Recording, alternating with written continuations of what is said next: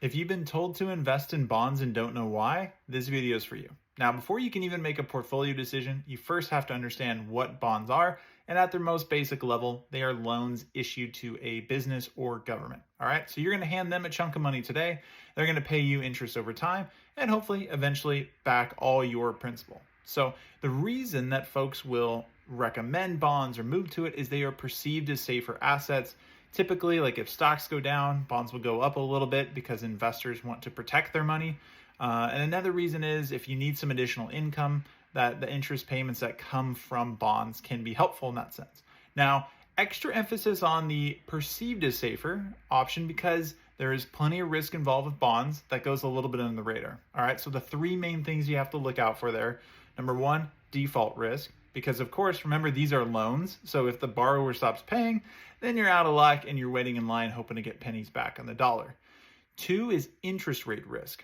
All right. So if you get a bond and it's paying 5%, but interest rates go up and now equivalent ones are paying 7%, the value of your bond will have to go down. So that way, if somebody bought it, they would get the equivalent of a 7% rate of return. Okay. Because think about it another way. If somebody said, hey, you can buy one piece of paper and it gives you 5%, or another piece of paper gives you 7%, and they're the same risk, obviously you're going to choose 7, right? So something has to give to make those two equivalent.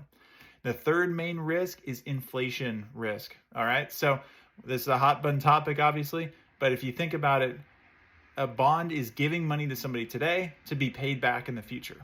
If inflation is running high, the value of those future dollars is going to go down. So then the value of your bond has to go down today to balance that out. All right. So I say all this because, again, it is preached that bonds are safer, and you hear about the 60-40 portfolio. And especially as you're getting older, you need to take less risk and you need to get into bonds, right?